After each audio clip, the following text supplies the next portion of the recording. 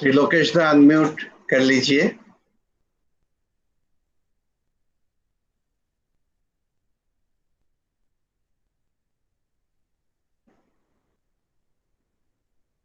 त्रिलोकेश दा शंखध्वनि।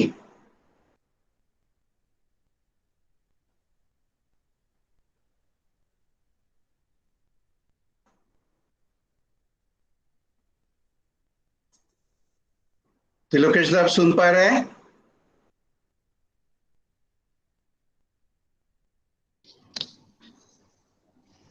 हाँ, शंखध्वनि शुरू कीजिए।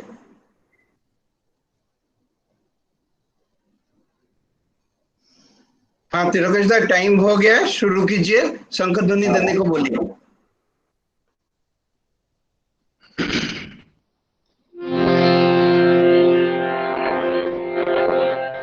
बार बार करो विनती राधा स्वामी आगे, दया करो दाता मेरे चित चरण न लागे। जन्म जन्म रहे भूल में नहीं पाया भेदा, काल कर्म के जाल में रही भगत मेरा। जगत जिया भरत मेरे निचार ज्ञानी, ज्ञानी जोड़ी तेरा है सब मन के धानी।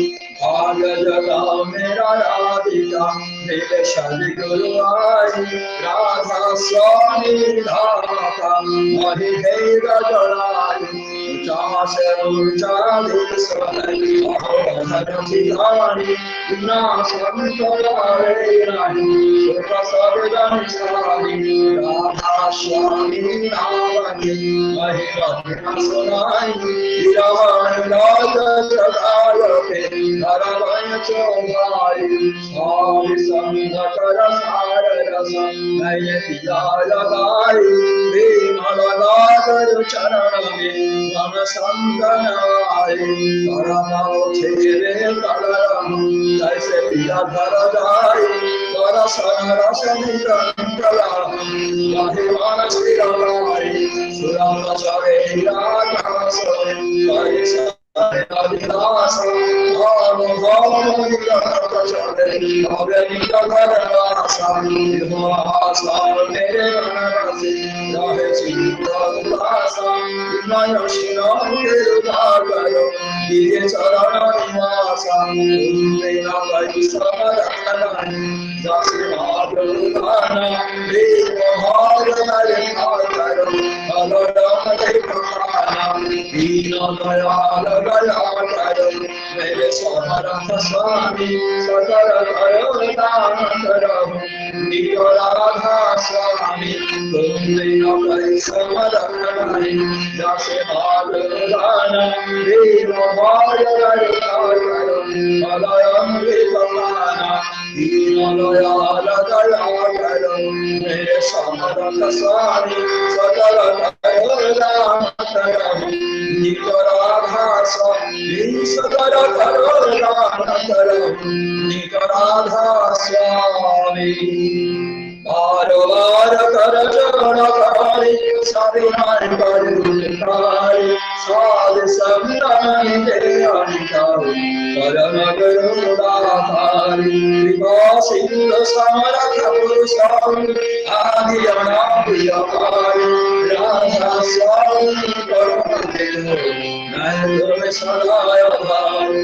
बार बार हो जाओ तन मन चरण मारी, मंगल मैं गाओ यमन करी दस करो। धन्य धन्य गुरुदेव दया सिंधु गुणाधरी, प्रीत करो तुमसे अचल भक्त दया प्रभु। दीनाय दीनानाथ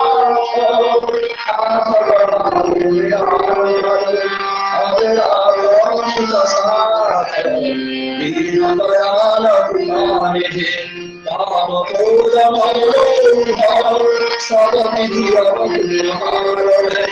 रघुराम इलाज तुम द्वारे अवनि बड़ा, राम स्वामी तुम समर्थ तंबे आए नभूषणा।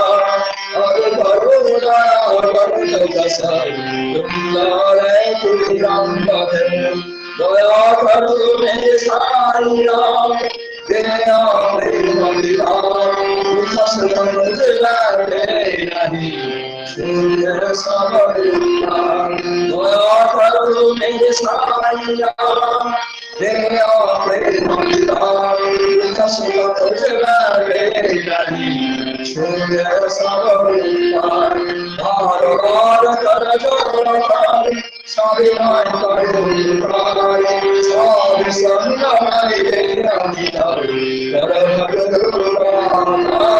स्वामी संगाई परम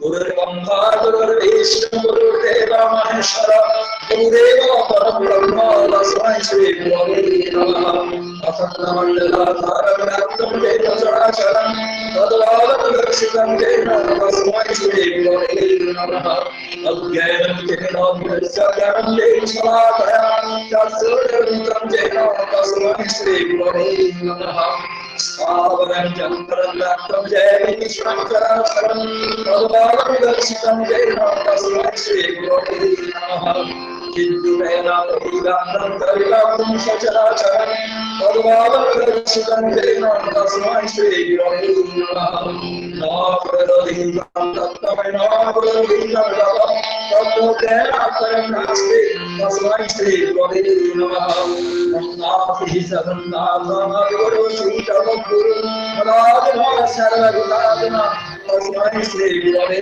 नमः गुरुरादिनादिष्ट गुरुपरमैवतं गुरुपरकरणास्ति तस्मै श्री गुरवे नमः ब्रह्मानन्दं शिवं केवलं जयमुक्ति वन्दातीतं यं सतीशं सारेणास्यं वेदावलितं विमलोचरं सर्वदीशास्यं भवातीतं किङ्करहितं सद्गुरुं त्वं नमामि सद्गुरुं त्वं नमामि सद्गुरुं त्वं नमामि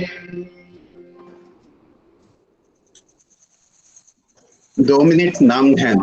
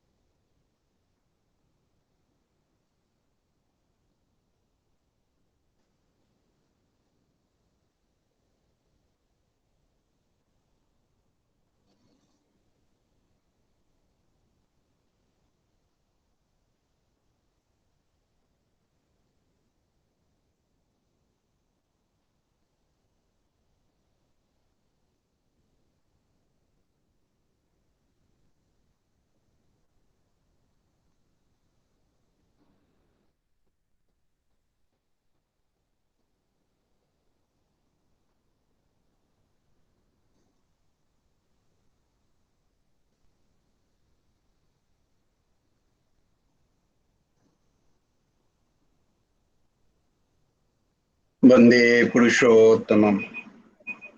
वंदे पुरुषोत्तमम। अभी सत्यानुसरण वाणी पाठ त्रिलोकेश दा बांग्ला में।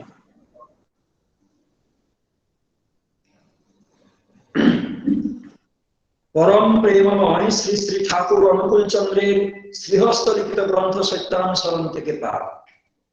দুর্বল মন চিরকালই সন্দিগ্ধ, তারা কখনোই নির্ভর করতে পারে না, বিশ্বাস হারিয়ে ফেলেছে, তাই প্রায় রুগ্ন কুটিল ইন্দ্রিয় পরবশ হয়। তাদের নিকট সারাটা জীবন জ্বালাময়, শেষে অশান্তিতে সুখ দুঃখ ডুবে যায়। কি সুখ কি দুঃখ বলতে পারে না, বললে হয়তো বলে বেশ, তাও অশান্তি, অবসাদে জীবন ক্ষয় হয়ে যায়। জয় গুরু। पाटिल दा मराठी।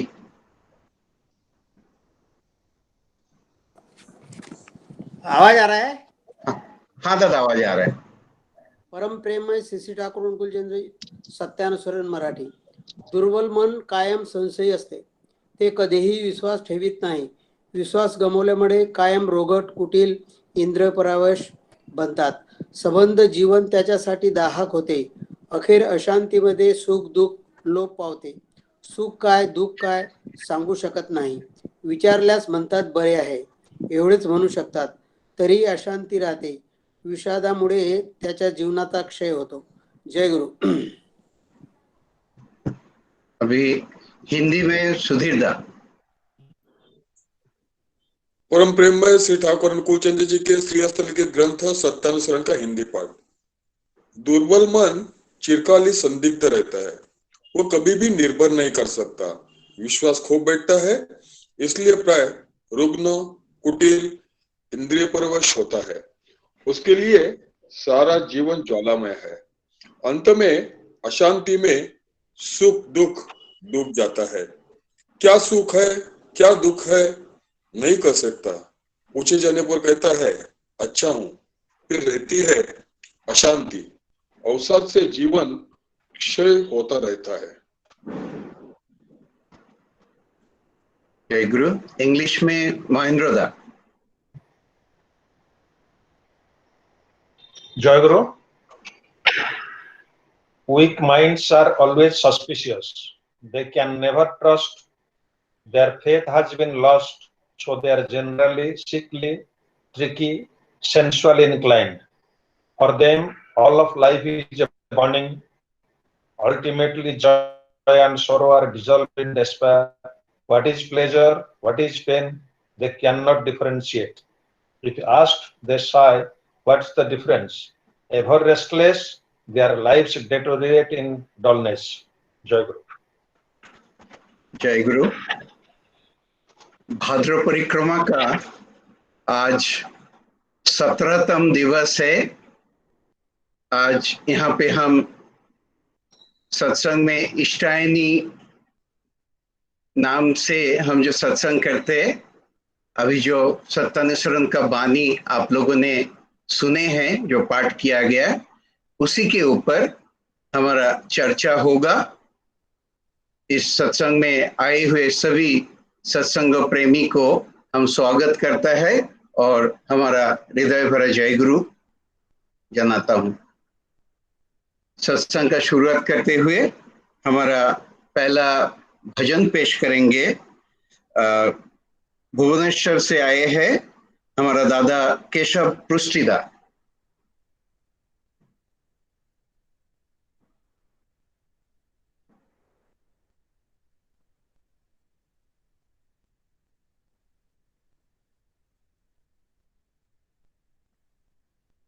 जय गुरु। हाँ केशव दा, आवाज ठीक ही है, शुरू कीजिए। ठीक ठीक ठीक है। जय गुरु।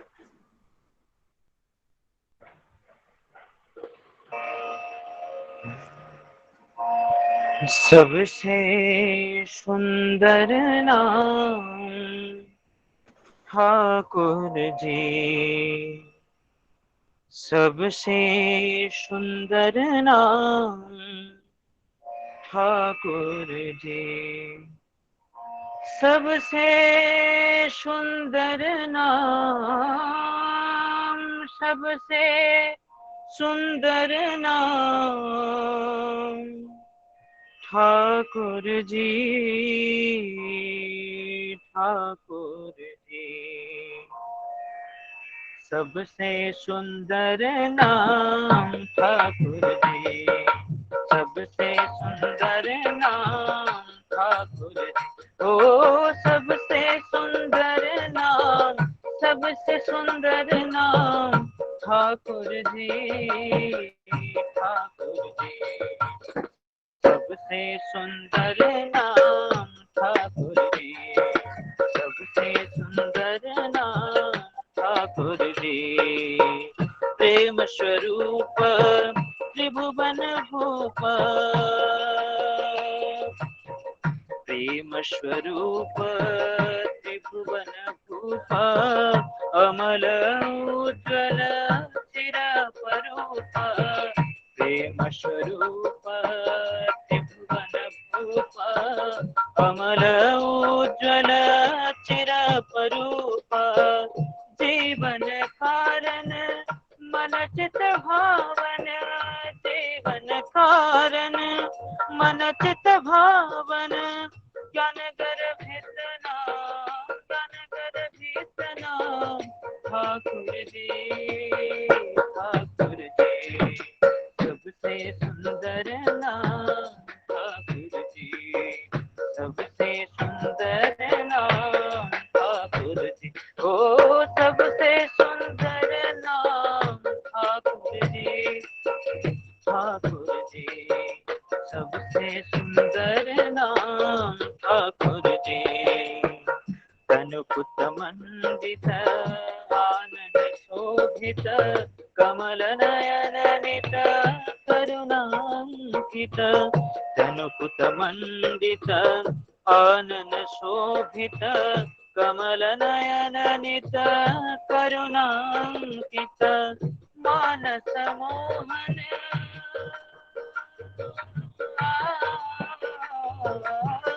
मानस मोहन सर्व भय भंजन, मानस मोहन सर्व भय भंजन।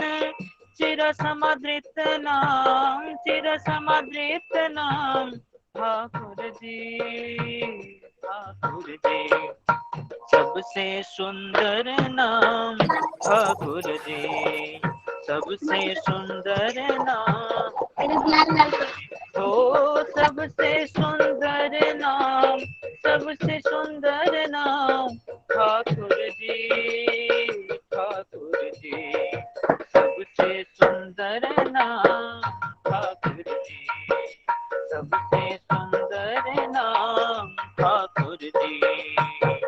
आनंद अनुपम आश्रय परम, असीम अनंत गुरु पुरुषोत्तम। आनंद अनुपम आश्रय परम, असीम अनंत गुरु पुरुषोत्तम। अलख निरंजन साधन कारण, अलख निरंजन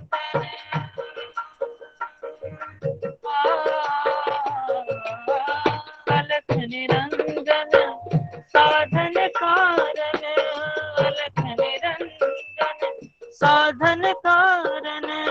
नित्य सुमिरन नाम, नित्य सुमिरन नाम, नित्य सुमिरन नाम ठाकुर जी, ठाकुर जी। सबसे सुंदर नाम ठाकुर जी, सबसे सुंदर नाम ठाकुर जी। ओ सबसे सुंदर नाम, सबसे सुंदर नाम ठाकुर जी, ठाकुर जी। सबसे सुंदर नाम ठाकुर जी, सबसे सुंदर नाम ठाकुर जी। महिमा मंडित ज्योति विभासित, महिमा मंडित ज्योति विभासित। मंगल आदि नाम, मंगल आदि नाम, मंगल आदि नाम ठाकुर जी, ठाकुर जी। सबसे सुंदर नाम ठाकुर जी, सबसे सुंदर नाम ठाकुर जी, सबसे सुंदर नाम ठाकुर जी, सबसे सुंदर नाम ठाकुर जी। जय गुरु। जय गुरु। बहुत ही सुंदर, सबसे सुंदर नाम ठाकुर जी। वही प्रभु, वही पुरुषोत्तम के आराधना में हम यहाँ पे व्रती हुए हैं। आज इस विशेष सत्संग जो लोग रखे हैं, उनका घर में आज सत्संग रखे हैं, उनका हम नाम घोषणा कर देते हैं। पहले है हमारा अंतर्जामी साहू डोंबिवली से, रमेश चौहान बिखरोली से, उत्तम लेंका हमारा कल्याण से, उनका बेटी का जन्मदिन उपलक्ष्य में, और सतीश चौधरी दा उनका पिताजी का जन्मदिन उपलक्ष्य में, और बाकी सभी उनका पारिवारिक मंगल के लिए मैं ठाकुर जी के पास सभी का मंगल के लिए प्रार्थना करता हूं शुभ अवसर पर। जय गुरु। आज हमारा इष्टाइनी में जो सत्यानुसरण का वाणी के ऊपर चर्चा होगा, तो हमारा पहला वक्ता श्रद्धेय जयंत दीप्तेदा को मैं आमंत्रण करता हूं, उनका वक्तव्य अगला 15 मिनट में पेश करे। जयंता। जय दादा। जय गुरु। हाँ जय गुरु। आवाज ठीक है? आवाज ठीक है। परम प्रेममय श्री श्री ठाकुर अनुकूल चंद्र जी के चरणों में कोटि कोटि प्रणाम। परमाराध्य जगत जननी श्री श्री बड़मा के चरणों में मेरा कोटि कोटि प्रणाम। परम पूज्य पास श्री श्री बड़दा के चरणों में मेरा कोटि कोटि प्रणाम। प्रधानाचार्य देव श्री श्री दादा के चरणों में कोटि कोटि प्रणाम। आज के इस पवित्र मास के विशेष सत्संग में उपस्थित श्रद्धेय ऋत्विक देवता, गुरु भ्राता, गुरु माता, नवागत सज्जन, सबको मेरा हार्दिक जय गुरु और यथा योग्य प्रणाम। दादा, मैं कुछ मेरे इनवाइटेड गेस्ट है, नवागत सज्जन है, उनका नाम लेना चाहूंगा। मेरे दीप्तिदा थोड़ा माइक नजदीक आता है तो देखिए, थोड़ा आवाज इंप्रूव करें। हाँ ठीक है, क्लियर है? अभी क्लियर है। हाँ, मेरे सीनियर थे कृष्णा वानखड़े साहब, वो आज उपस्थित है, वाशी में रहते हैं। देख, नागपुर से किशोर हंडा दादा आए हैं। एक रूपा पांडे माँ नागपुर से ज्वाइन किए हैं। मेरे ऑफिस में करावड़े मैडम काम करते हैं, वो भी ज्वाइन किए हैं। पुणे से सौम्या सिन्हा माँ ज्वाइन किए हैं। अपने देवघर में राजू दा की सिस्टर है ये दादा। अमरावती से स्वप्निल लेंडे ज्वाइन किए हैं और प्रशांत महागावकर, और बहुत सारे दादा लोग ज्वाइन किए हैं। मैं सबका स्वागत करता हूँ। आई एम रियली हैप्पी आप लोग आए हैं, बहुत बहुत धन्यवाद।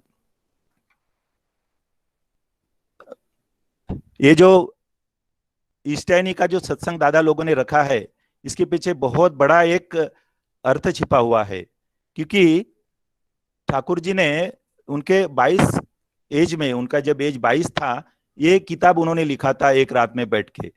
तो ये किताब नहीं है, ये ग्रंथ है। जैसा भगवत गीता होता है, कुरान होता है या बाइबल होता है, तो हम सबके लिए ये भगवत गीता जैसा है। और इस छोटी सी किताब में पूरा जीवन का सार ठाकुर जी ने एक रात में बैठ के जो अर्थ पूरा इसमें दिया है। और ये हम जब पढ़ने जाते हैं, हर वक्त हम जब पढ़ते हैं तो इसमें नया नया हमें आविष्कार मिलता है। तो इसमें जो भी वाणियां दिए ठाकुर जी ने, वो सब तक पहुंचना चाहिए, क्योंकि हर एक जन अपने अपने एंगल से पढ़ेगा। दादा लोग जिनका बहुत सारा एक्सपीरियंस है, वो हमें शेयर करेंगे। इस हिसाब से जो हमारे सत्संग के सीनियर दादा लोग हैं, उन लोगों ने हफ्ते में एक बार इस ईस्टाइनी का सत्संग रखा है। दादा बहुत धन्यवाद आप लोगों का, क्योंकि इसके माध्यम से हम ठाकुर जी ने जो भी वाणियां दी है, उसमें उनका क्या गूढ़ अर्थ छुपा है, हम सबको बता सकते हैं। तो आज की जो वाणी है, मैं फिर से पढ़ना चाहूंगा, क्योंकि बहुत सारे लोग अभी ज्वाइन किए हैं। दुर्बल मन चिरकाल ही संदिग्ध रहता है, वह कभी भी निर्भर नहीं कर सकता, विश्वास खो बैठता है, इसीलिए प्राय रुग्ण, कुटिल, इंद्रिय परवश होता है। उसके लिए सारा जीवन ज्वालामय है। अंत में अशांति में सुख दुख डूब जाता है। क्या सुख है क्या दुख है नहीं कह सकता। पूछे जाने पर कहता है अच्छा हूं, पर रहती है अशांति। अवसाद से जीवन क्षय होता रहता है। मैं दादा मराठी में भी पढ़ना चाहूंगा, बहुत सारे मेरे इन्वायटी मराठी में है, दुर्बल मने कायम संशयी असतात, ती कधीही विश्वास ठेवत नाहीत. विश्वास गमावल्यामुळे कायम रोगट, कुटील आणि इंद्रिय परवेश बनतात. संबंध जीवन त्यांच्यासाठी दाहक होते. अखेर अशांतीमध्ये सुखदुःख लोप पावते. सुख काय आणि दुःख काय सांगू शकत नाहीत. विचारल्यास म्हणतात बरे आहे, एवढेच म्हणू शकतात. तरीही अशांती राहते. विषादामुळे त्यांच्या जीवनाचा क्षय होतो.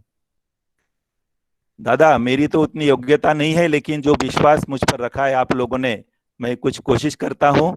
कुछ भूल चूक हो जाए तो कृपया मुझे आप दादा लोग माफ करेंगे.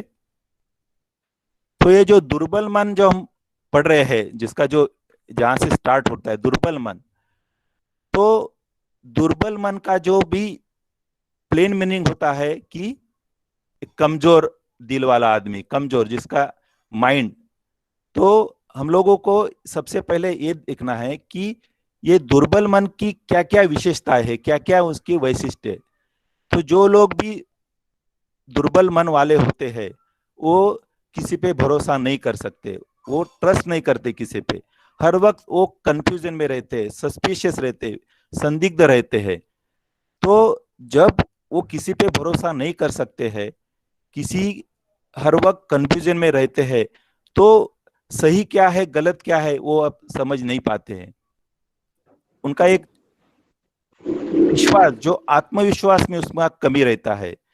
हम लोग में जो आत्मविश्वास, सेल्फ कॉन्फिडेंस होना चाहिए, तो ऐसे लोगों में वो बहुत लो रहता है. उनका कॉन्फिडेंस लेवल बहुत ही लो रहता है, डिसीजन नहीं ले सकते. और उसके वजह से क्या होता है कि उनमें इंफेरिटी कॉम्प्लेक्स आ जाता है. इंफेरिटी कॉम्प्लेक्स आता है तो जब वो किसी से कंपेयर करते हैं, उनमें एक बात भी आ जाती है, वो कंपेयर करना चालू करते हैं.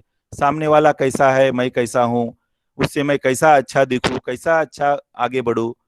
लेकिन ऐसा करते करते वो सामने वाले में जो अच्छा है वो नहीं देख पाता. वो सिर्फ उसमें से जो भी कुछ निगेटिव बातें हैं तो वो क्रिटिसाइज करना चालू कर देता है. तो सबसे पहले तो उसमें कॉन्फिडेंस लेवल कम रहती है.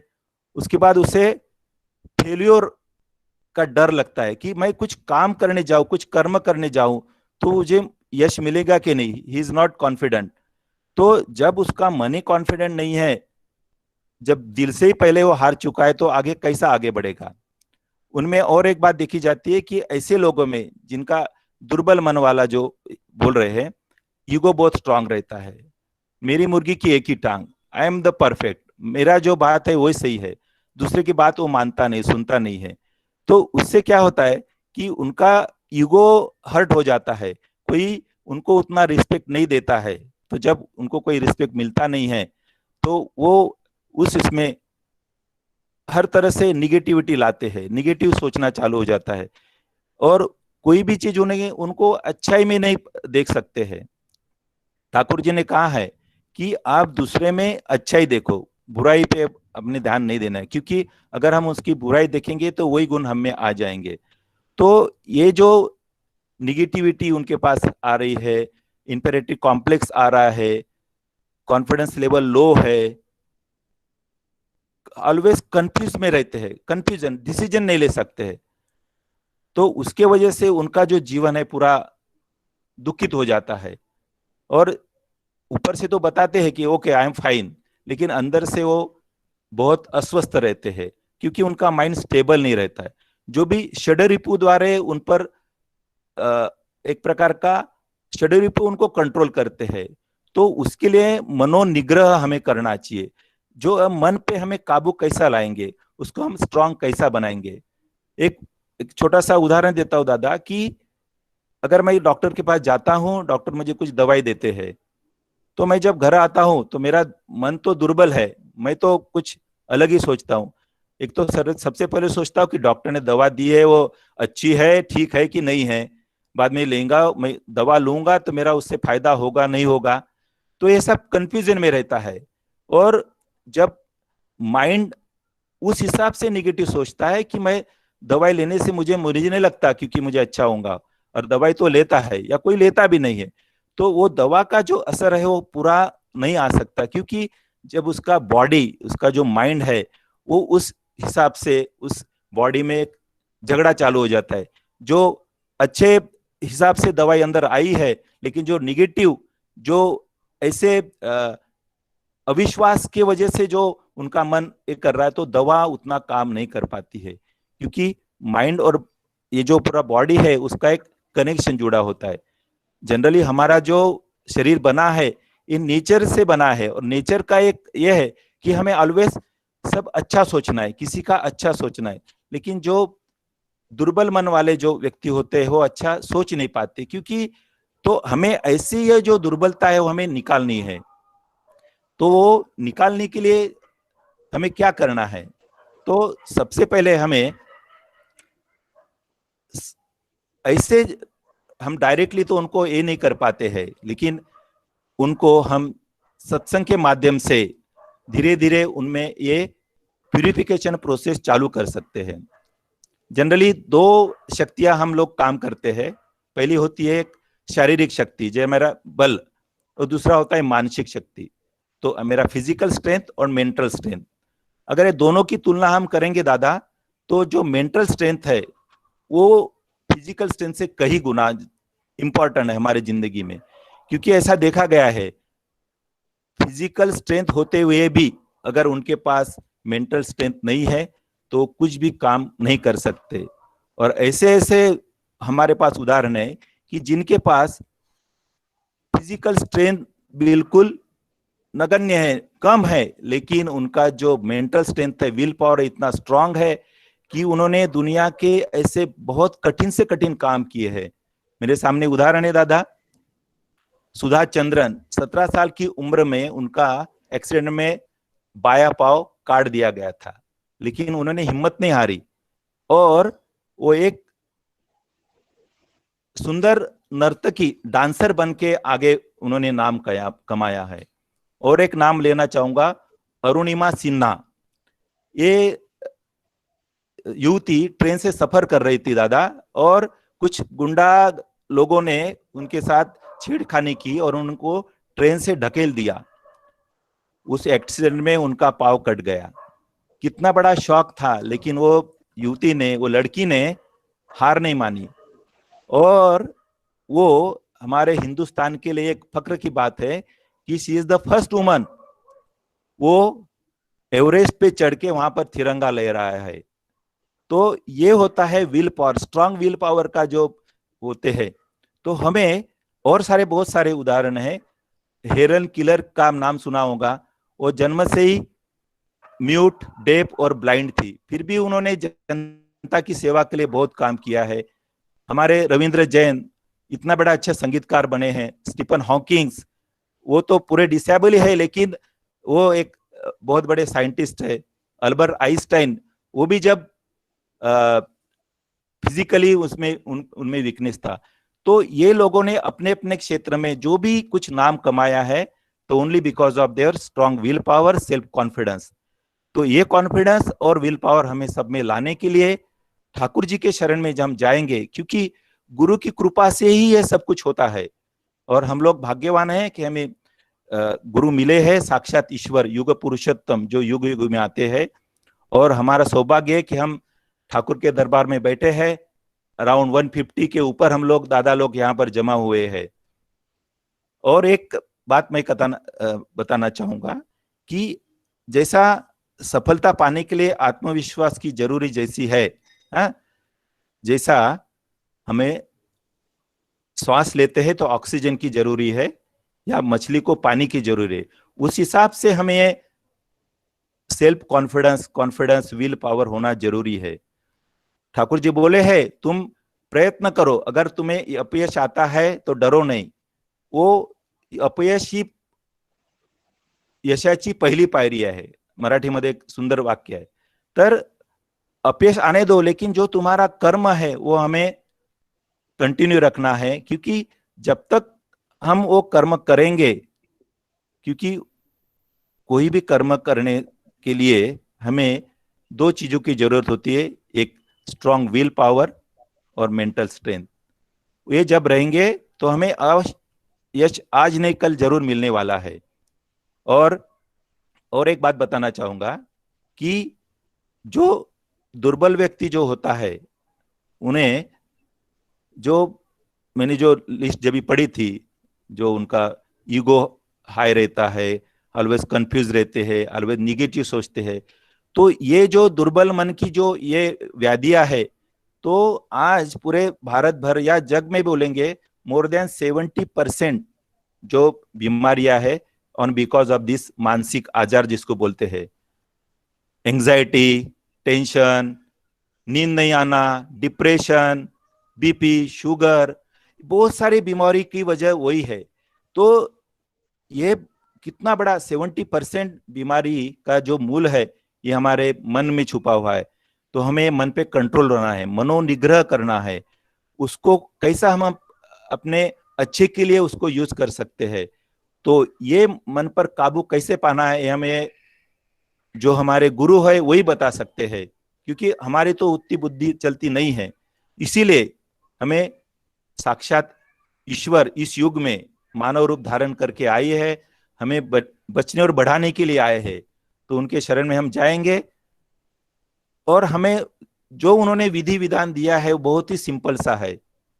इसलिए मुझे जो बोलने का मौका दिया था, मैंने मेरे तरफ से प्रयास किया है। दादा कुछ कम ज्यादा हुआ है तो क्षमा करें। जय गुरु। दीप्तिदा, जय गुरु। बहुत ही अच्छा भाव से अपनी विषय के ऊपर सुंदर चर्चा किया है। ठाकुर जी परम कारणिक, उन्होंने ये जो दुर्बलता का कारण क्या है उसका डेफिनेशन इतना सुंदर तरीके से इस वाणी में दिए है, और श्रद्धेय दीप्तिदा ने उसी को ही अच्छा ढंग से पेश किए हैं, उसका विवरण और बहुत सारे उदाहरण दे के उससे कैसे हम बाहर आ पाएंगे, इस उसका जो उससे बाहर आके हमारा सेल्फ कॉन्फिडेंस कैसे बढ़ाएगा। तो ये बहुत अच्छा हुआ आपका आलोचना। ठाकुर जी आपका मंगल करे। जय गुरु। इस विषय के ऊपर और आगे का चर्चा करने के लिए हमारे साथ जुड़े हुए हैं हमारा श्रद्धेय ऋतिक दादा प्रसन्न कुंडोदा, तुलजापुर से दादा हमारे साथ जुड़े हुए हैं। हम कुंडोदा से निवेदन करता हूं अगला 15 मिनट आप इसका चर्चा करें। जय गुरु। कुंडोदा। जय गुरु दादा। आवाज ठीक है? अच्छा। परम प्रेममय श्री श्री ठाकुर अनुकूल चंद्र जी के श्री चरणों में मेरा कोटि कोटि प्रणाम। परमाराध्याय जगत जननी श्री श्री बड़मा जी के श्री चरणों में मेरा कोटि कोटि प्रणाम। परम पूज्यपाद श्री श्री बड़दा जी के श्री चरणों में मेरा कोटि कोटि प्रणाम। परम पूज्यपाद आचार्य देव श्री श्री दादा के श्री चरणों में मेरा कोटि कोटि प्रणाम। आज के इस विशेष सत्संग में उपस्थित सभी गुरु बंधु, गुरु भगिनी, मातृशक्ति, श्रद्धेय ऋत्विक देव, मेरा आंतरिक रास सप्रेम जय गुरु। आज के इस विषय के उपलक्ष्य में अभी दीप्तिदा ने बहुत ही सुंदर रीति से समझाया है। मैं ये विषय थोड़ा सा आगे ले जाने का प्रयास करता हूं। हो सकता है मेरी भाषा मराठी मातृभाषा रहने की वजह से आपको समझने में कठिनाई होगी, हो सकता है, लेकिन फिर भी आप उसके लिए मैं थोड़ा सा क्षमा प्रार्थी भी हूं। मन का अस्तित्व जो है वो सभी लोगों ने मान्य किया है कि शरीर के अंदर मन होता है, क्योंकि मन ये जो शब्द है वो नाउन फॉर्म में है। व्याकरण की दृष्टि से मन ये शब्द नाउन के फॉर्म में है। जो शब्द नाउन के फॉर्म में होता है उसका अस्तित्व तो होना ही है, होता ही है, इसलिए तो उसे नाम दिया गया है। अब शरीर में मन कहाँ है ये कोई नहीं बता सकता कि मन की जगह शरीर में है कहाँ। कोई कहेगा ब्रेन के नजदीक मन है, और कोई कहेगा हृदय के नजदीक भी मन हो सकता है। मुझे ऐसा लगता है कि फिर भी कोई आदमी मन की जगह डेफिनेटली शरीर के अंदर बता नहीं सकता, लेकिन फिर भी उसका अस्तित्व सभी लोगों ने मान्य किया है, एक्सेप्ट किया है। उसका कारण शायद ये होगा कि मन जो है वो भटकने वाला ज्यादा है, इसलिए एक ही बार एक ही पल में हजारों बातें सोचने की शक्ति जो है वो सिर्फ मन को ही दी है। इसलिए शायद उसका पता नहीं होगा, लेकिन फिर भी मन का अस्तित्व तो है ही। श्री श्री ठाकुर जी का जो ग्रंथ है, ग्रंथ सत्यानुसरण, सत्यानुसरण की अगर आप शुरुआत देखेंगे तो शुरुआती में ऐसा पहली वाणी है कि सर्वप्रथम हमें दुर्बलता के विरुद्ध युद्ध शुरू करना पड़ेगा, साहसी बनना पड़ेगा, वीर बनना पड़ेगा। दुर्बलता यह पाप की ज्वलंत प्रतिमूर्ति है। इस रक्त शोषणकारी वैम्पायर को आप शीघ्रातिशीघ्र आप हकाल दो, ऐसा ठाकुर जी ने कहा है। जब मन की दुर्बलता भाग जाएगी तभी इस धर्म राज्य में प्रवेश करने का अधिकार हमें मिलेगा, ऐसा ठाकुर जी ने पहली ही वाणी में कहा है। यानी अगर ठाकुर जी का काम करना है, सत्संगी बनना है, तो दुर्बलता निकालनी होगी। दुर्बलता ये डिस्क्वालिफिकेशन होगा हमारे काम के लिए, ऐसा मुझे लगता है।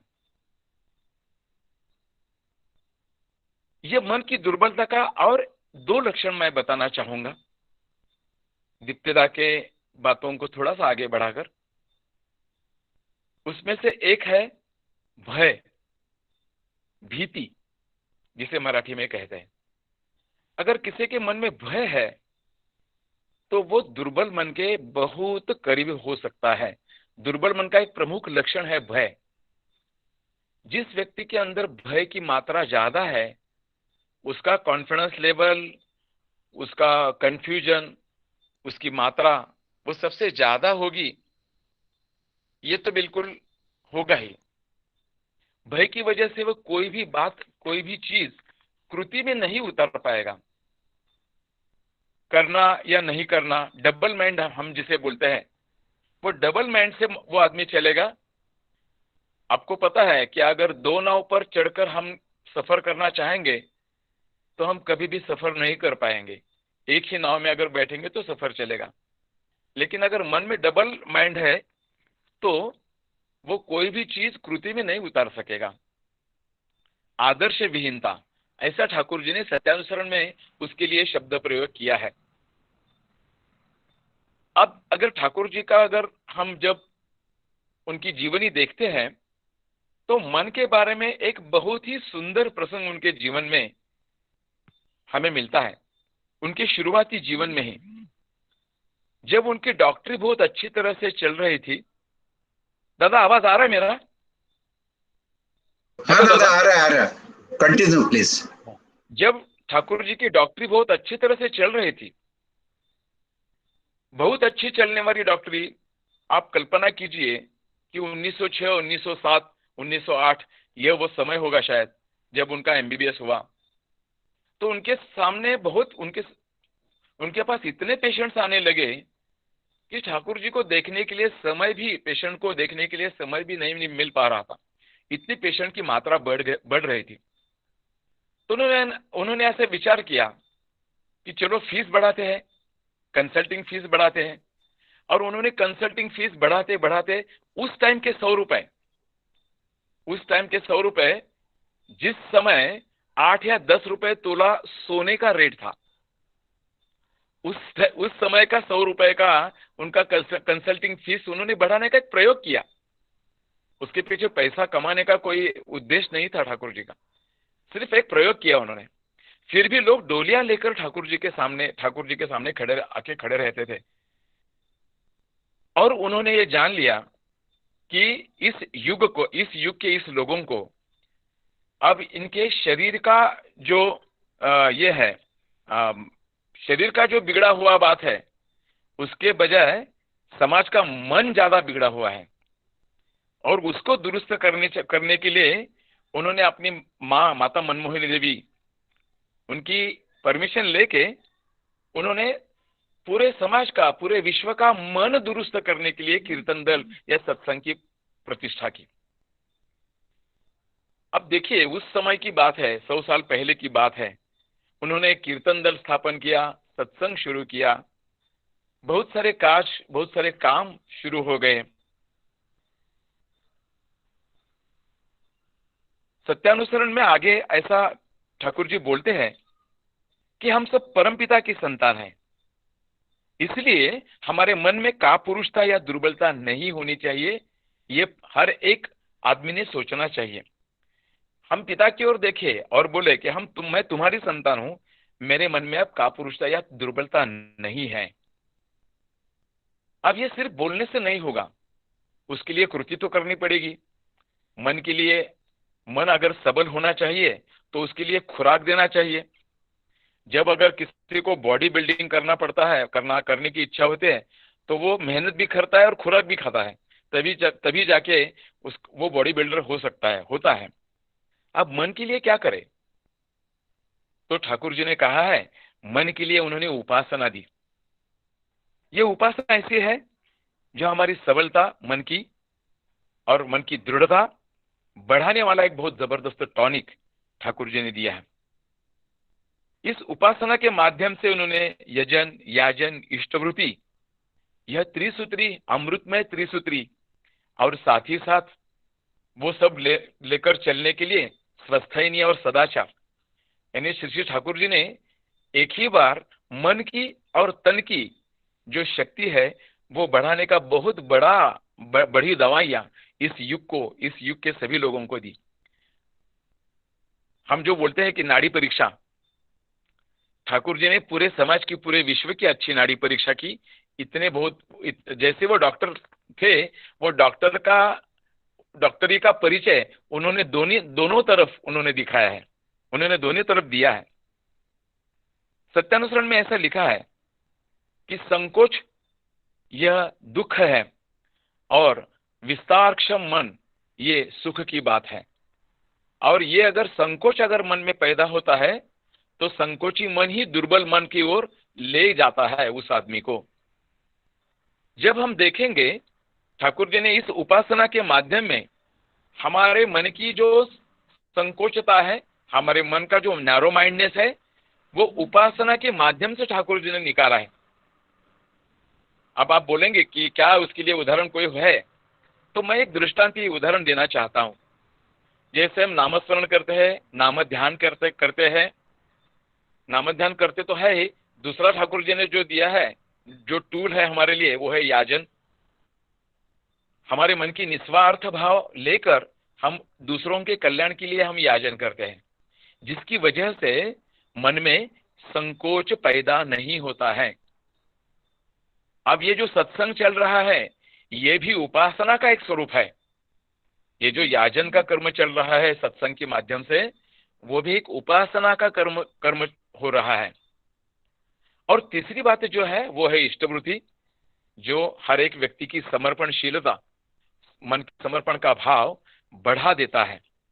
और अगर मन में अगर समर्पण का भाव अगर जैसा जैसे बढ़ता है, तो संकोच का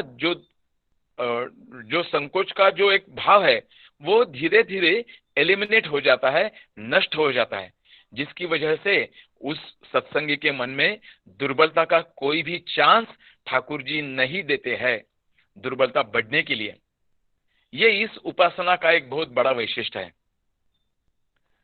अब देखिए, हम एक ऐसा देखा करते हैं अधिक तौर पर कि कृति का जो उगम स्थान है वो है विचार, और विचार का उगम स्थान है मन।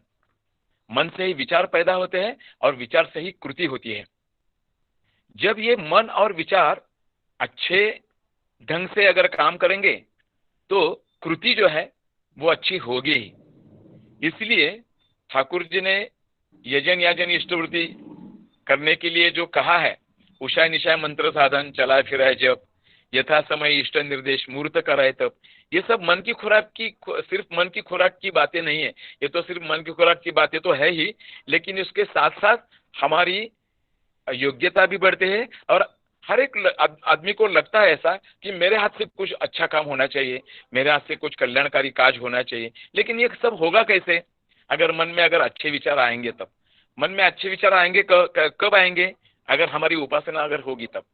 ये सब एक दूसरे के साथ ये इंटर रिलेटेड और इंटर डिपेंडेंट बातें हैं, ऐसा मुझे लगता है। समर्थ रामदास स्वामी ने मनाचे श्लोक, मन के लिए उन्होंने जो लिखा है उसका नाम है मनाचे श्लोक।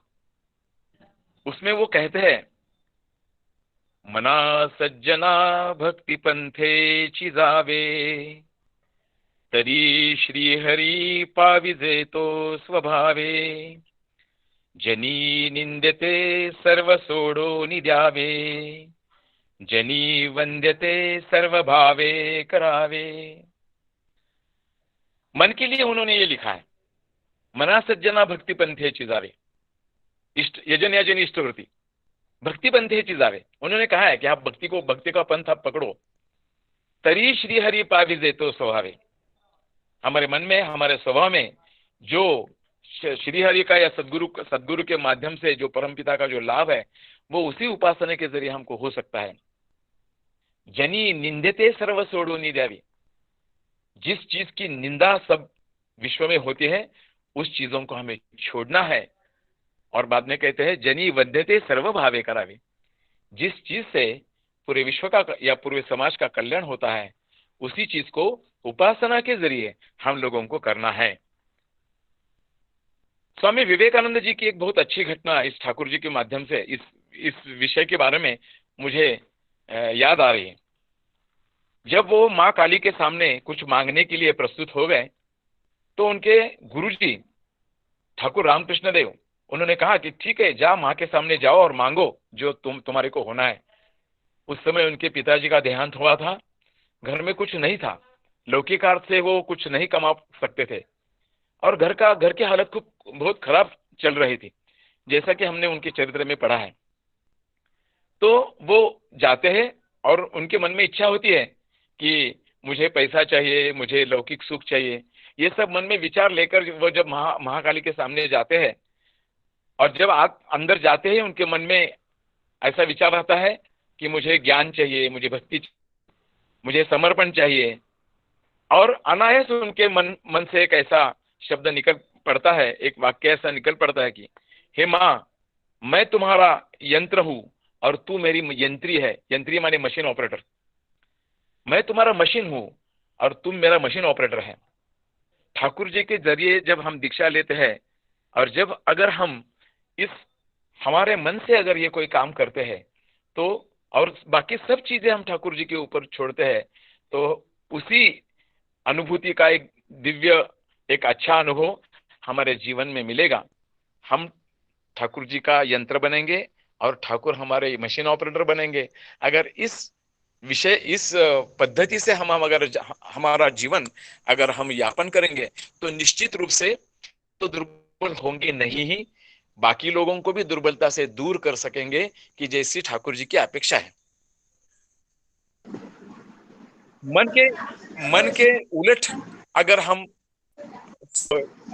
ये जो मन जो शब्द है, मना, ये जो शब्द है उसका उलट शब्द है नाम। मना ये जो शब्द है उसका उलट अगर शब्द अगर हम पढ़ेंगे तो वो होगा नाम। और उस नाम के जरिए ही और ठाकुर जी ने दी हुई इस दिव्य उपासना के जरिए ही हम दुर्बल हृदय के ऊपर, दुर्बलता के ऊपर हम विजय प्राप्त करेंगे और सभी लोगों को, सभी विश्व का कल्याणकारी करने के लिए हम भी एक दूत बनेंगे, ऐसा मुझे लगता है। जय गुरु। वाह कुंडोदा, आपने इतना स्पष्ट तरीके से इस विषय के ऊपर चर्चा किया। मन ही हमारा चिंतन का केंद्र है। कितना सुंदर आप श्लोक के साथ इसका वर्णन किए और बहुत ही अच्छा लगा। इस विषय के ऊपर आप सुंदर तरीके से वास्ट वे में एक्सपांड किए हैं कि हमारा दुर्बलता का जड़ किधर है, किस तरीके से हम ठाकुर को लेके उनका दिया हुआ विधान से चल के हम उससे पार पा सकते हैं। बहुत बहुत धन्यवाद। जय गुरु पंडोदा।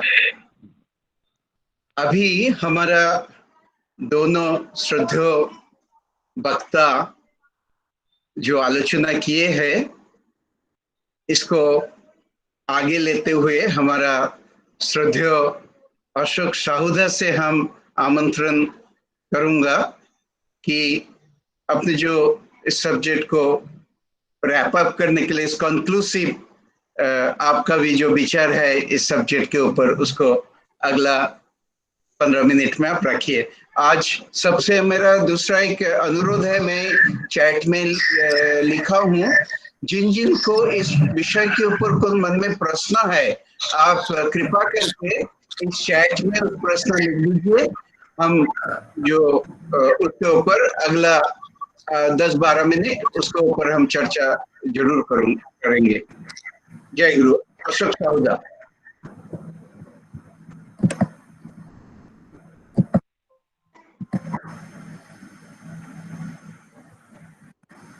गतिर्भर्ता प्रभु पृष्ठ ईश्वर पुरुषोत्तम आब्रह्म स्तंभ प्रदाता सद्गुरु स्तंभ नमस्तुते।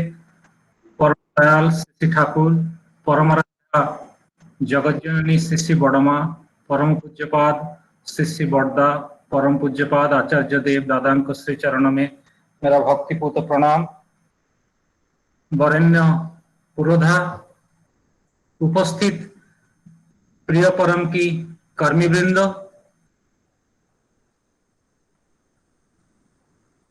भक्तिमती मातृमंडली,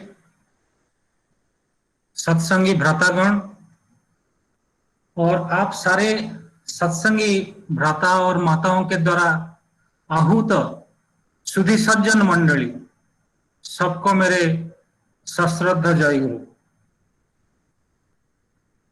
ये इष्टायनी सत्संग में जैसे पहले हमारा श्रद्धा जहरदा बोल रहे थे, इष्टायनी शब्द का अर्थ यही है जो इष्ट का पथ में हमको ले चलता है, और इष्ट का और एक अर्थ होता है कि मंगल, मतलब जो हमको मंगल के पथ में ले चलते हैं। तो हमारे ये उद्देश्य है कि हम सत्यानुसरण वाणी का अर्थ सटीक भाव से समझ सकते हैं, उसको क्या क्या करना चाहिए उसको हम जीवन में उतार सकते हैं। तो यही इष्टायनी सत्संग का प्रचेष्टा। आज जो वाणी था उसका इतने सुंदर भाव से श्रद्धा जयंत दीप्तेदा, उन्होंने कितने सारे अच्छी बातें बताए।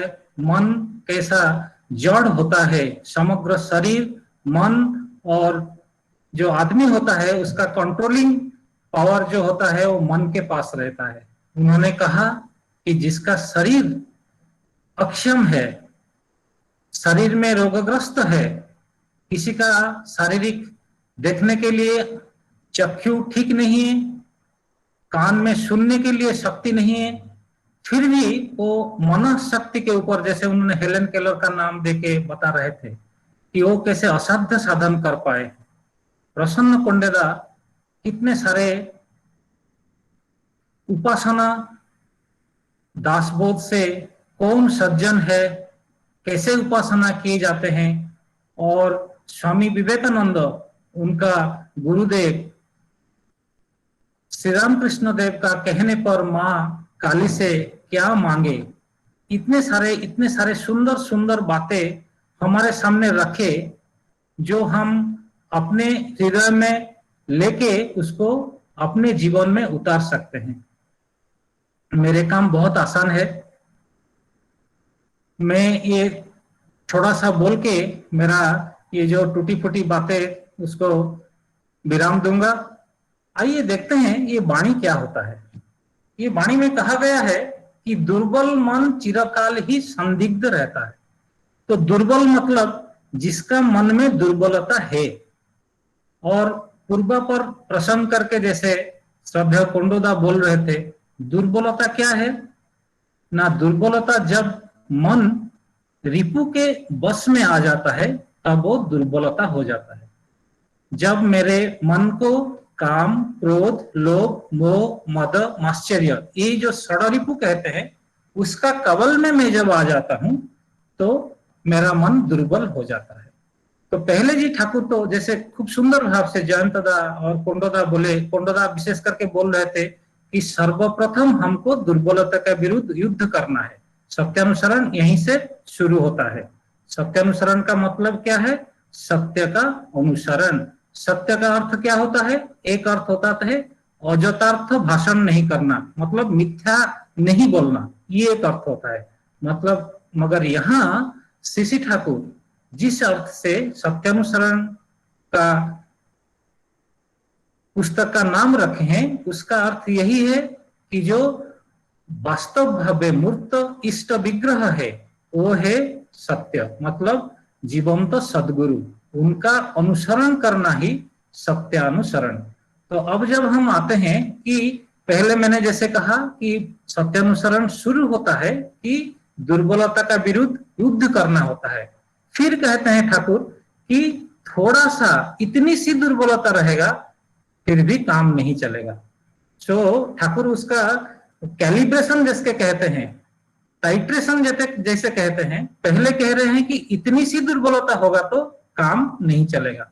फिर अभी कह रहे हैं मान लीजिए दुर्बलता भर गई है, तो दुर्बलता जब मन में पूरा भर गया है उसका नतीजा क्या है? वो कह रहे हैं कभी निर्भर नहीं कर सकता है। और जब मेरा मन दुर्बल होता है तो क्या क्या होता है ना, मैं रुग्ण होता हूं।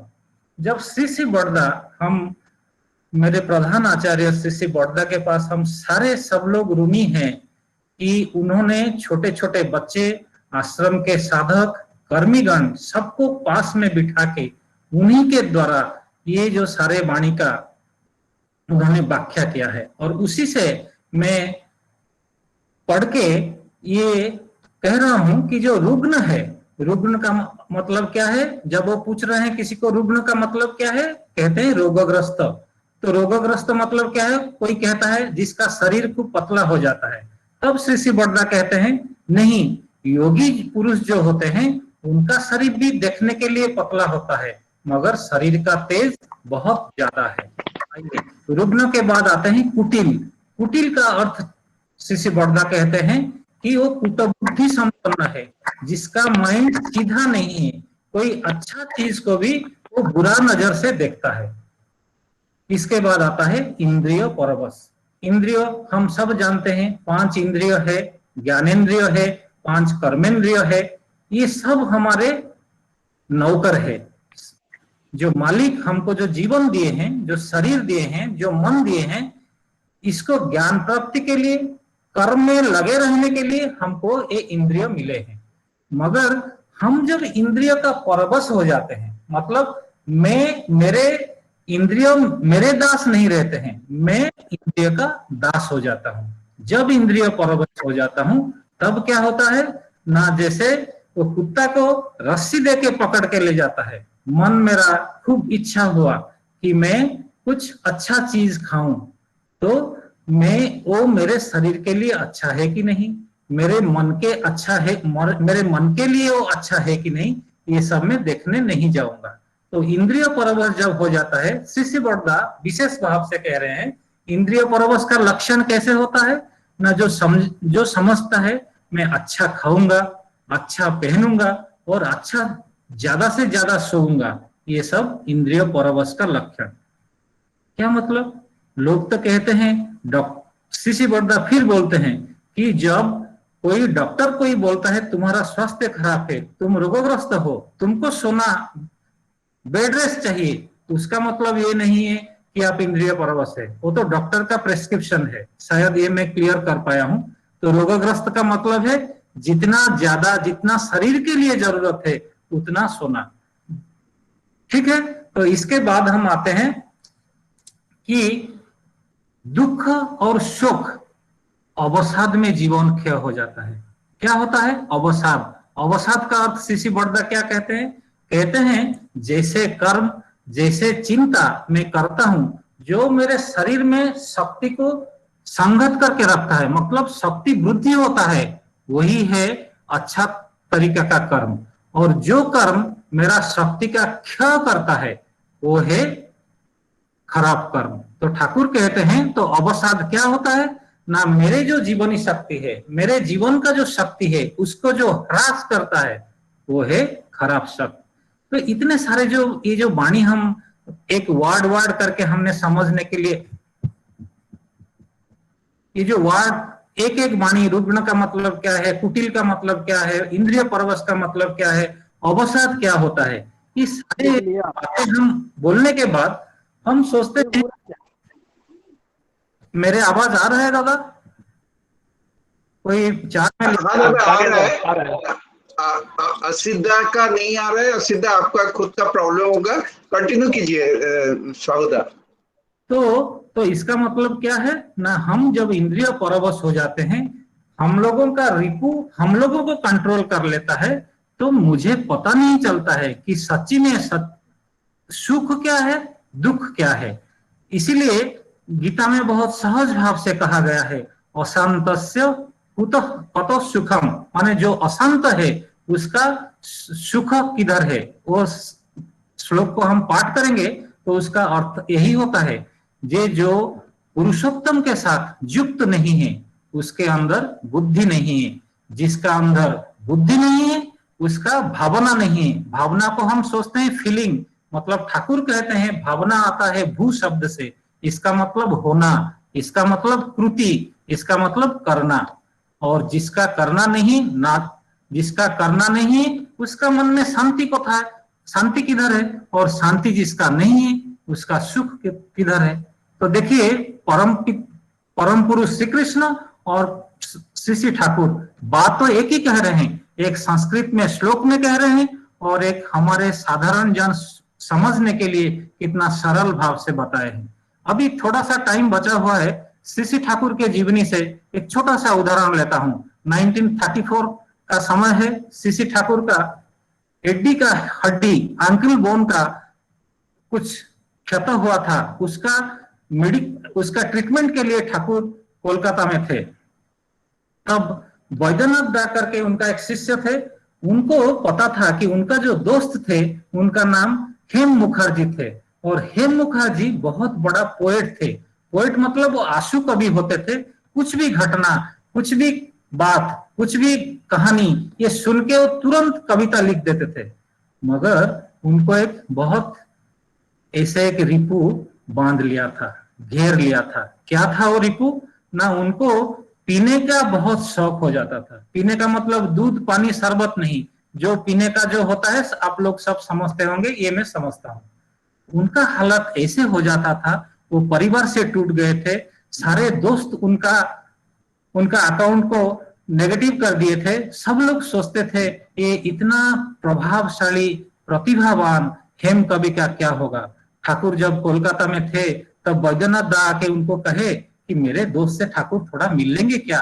वो अभी पैसा के लालच में घर से तो निकल आए, अभी बार में जाके गाना कविता सुनाते हैं, पैसा कुछ मिल जाए तो वाइन पी लेते हैं, तो मैं थोड़ा आपके सामने ले आऊं क्या। ठाकुर बहुत खुशी से बोले हाँ हाँ कल आप उनको ले आइए। तो तब क्या हुआ, नेक्स्ट डे आफ्टरनून जब हेमो कवि ठाकुर के पास आए, उनके मन में तिरस्कार भरा हुआ है, हताशा भरा हुआ है, अवसाद भरा हुआ है। जैसे हम सत्यम शरण में पढ़ रहे हैं, दुख क्या है, सुख क्या है। मैं अभी जो वर्णना करूंगा आपको पता होगा कि हम कैसे, दुख क्या है, सुख क्या है। हम कहते हैं I am very fine, that is the thing how Hem Kavi behaved in this his behaviour. Hem Kavi जब ठाकुर के पास आते हैं तब सब लोग आश्चर्य भाव से देखते हैं, इतना बड़ा प्रभावशाली कवि, पोएट, आंसू पोएट मतलब क्विट पोएट, अभी उनका हालत ऐसा है। वो तिरस्कार स्वर में हेम कवि आके ठाकुर को कहते हैं, मैं इतने सारे साधुओं को देखा हूं, इतने सारे गुरुओं को देखा हूं, सब लोग सोचते हैं कि मुझे सुधार देंगे, मुझे रिफॉर्म कर देंगे, देखते हैं आपका ठाकुर मुझे क्या करते हैं। ठाकुर उनका जो चौंबकीय व्यक्तित्व, मैग्नेटिक पुल जो होता है उनका व्यक्तित्व के साथ, ठाकुर कहते हैं हेमोदा आपका बारे में मैं बहुत सुना हूं, एक कविता सुनाएंगे क्या। हेमदा ताच्छल्य के सुर में कहते हैं ठाकुर कवि का कुछ एक मिजाज होता है, वो मिजाज नहीं है तो कैसे मैं आपको कविता सुना सकता हूँ। ठाकुर कहते हैं, हाँ हेमदा, आपका जब मन करे तब आप सुना सकते हैं। ठाकुर पास में बैठे हुए एक भक्त को बोलते हैं, वो ट्रे में फल रस, शरबत, पानी और एक खुला हुआ स्कॉच का बोतल लेके आते हैं। ठाकुर एक समझने का दोस्त की तरह हेम कवि के तरफ इंगित करते हैं। हेम कवि कुछ के किसी के तरफ ना देखते हुए, कोई भी लज्जा संकोच ना करके हुए, पास में रखा हुआ ग्लास से लेके स्कॉच का बोतल से खाली करके पीने लग जाते हैं और बहुत खुश हो जाते हैं। और जब उनका मन भर जाता है, आधा बोतल हो जाता है, तो फिर वो रेस्ट लेते हैं।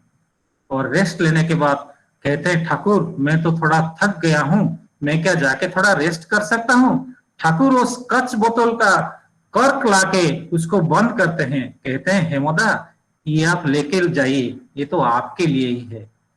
हेमदा का मन थोड़ा आश्चर्य भाव से भर जाता है।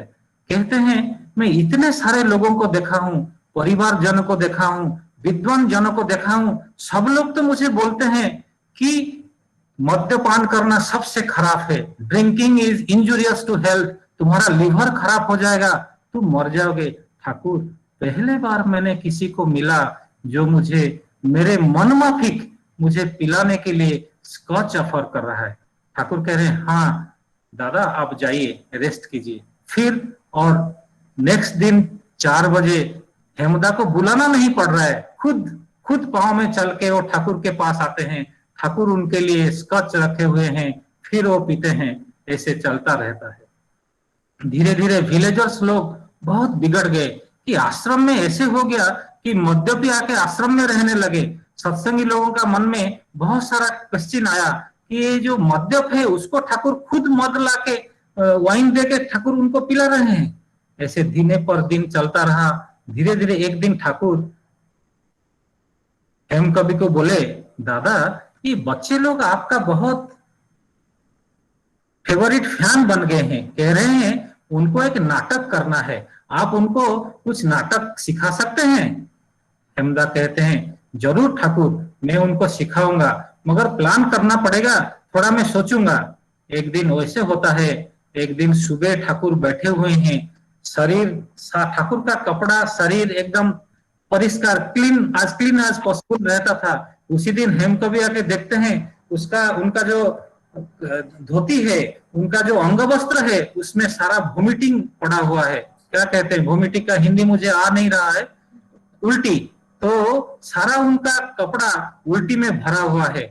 भक्त लोग आके सुबह प्रातः ब्राह्म मुहूर्त में आके देख के बहुत दुख प्रकाश करते हैं, कहते ठाकुर आपका क्या हो गया, आपका शरीर क्या ठीक नहीं है।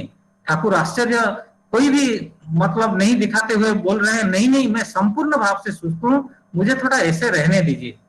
कुछ देर जाता है, दिन 11 बज जाता है। हेम कवि आते हैं और देखते हैं ठाकुर का जो शुभ्र श्वेत वस्त्र होता है उसमें कोई उल्टी किया है, ठाकुर का शरीर में भी उल्टी हुआ है। वो एकदम आग बबूला हो जाते हैं। कहते हैं सारे जो पास में भक्त बैठे हुए हैं सबको गाली देते हैं और बोलते हैं, तुम लोग को दिखाई नहीं पड़ता है क्या, ठाकुर का शरीर इतना खराब है, उल्टी करके बैठे हुए हैं और आप लोग उनको डॉक्टर के पास नहीं जाते हैं। ये सब बोलने के बाद ठाकुर धीर स्वर से बोलते हैं, हेमदा मैं अच्छा हूं, मेरा कोई तकलीफ नहीं है। तब हेम कवि का याद आता है कि पिछला रात जब बहुत भोर से पहले हेमदा ठाकुर के पास आए थे, तो ठाकुर का कान के पास हेमदा मुंह लेके बोल रहे हैं, ठाकुर मैं क्या इतना रात को आपके पास आए थे।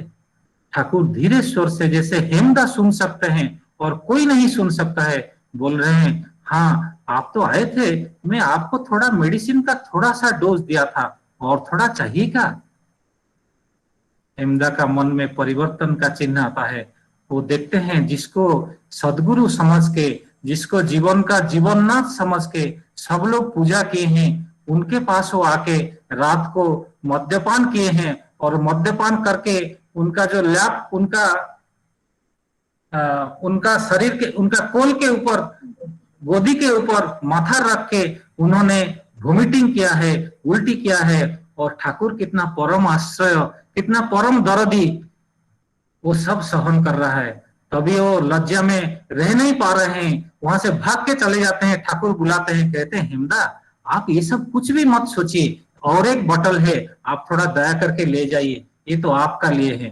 हेम कवि के मन में परिवर्तन आता है, कहते हैं ठाकुर ये जो बोतल है ना, इसको मैं सही रास्ता दिखाता हूँ। ठाकुर प्यार भरे से कहते हैं हेमदा ये बोतल तो आपका ही है, आप जो चाहे उसके साथ सलूक कर सकते हैं। हेमदा थोड़े दूर में जाके उसी पत्थर को, एक पत्थर के ऊपर उसी को तोड़ मार के चुनचुना कर देते हैं और कहते हैं ठाकुर के पास उसी दिन पहले बार हेम कवि जो मद्यप थे, जिसके सारे समाज से नाता टूट गया था, परिवार भी उसका टूट गया था, दोस्त सब उसको खो बैठे थे हुए थे, उसी दिन आके ठाकुर के सामने दंडवत प्रणाम करता है, कहता है ठाकुर मैं दीक्षा लूंगा।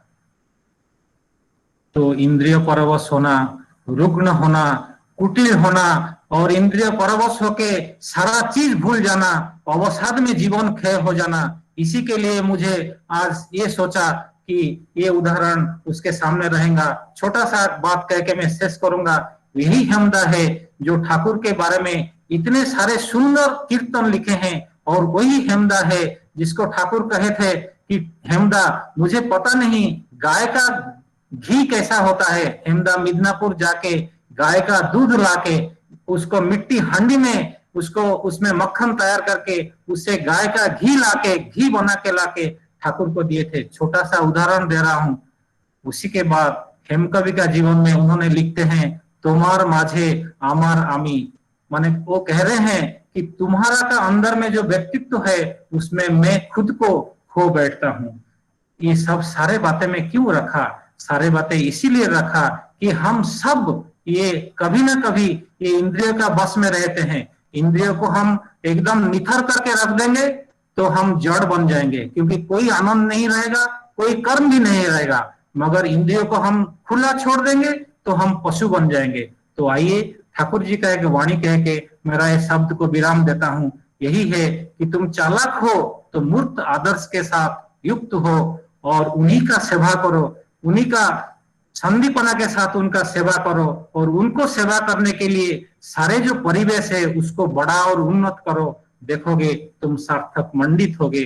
सबका मंगल कामना करके मेरा विराम देता हूँ। कोई त्रुटि होगा तो उदार हृदय से क्षमा कीजिएगा। जय गुरु। जय गुरु साहुदा। बहुत ही सुंदर जो पूर्णता बोलते हैं, तो इस आलोचना में एकदम जीवंत उदाहरण देके कि ठाकुर जी कैसे रेक्टिफायर थे।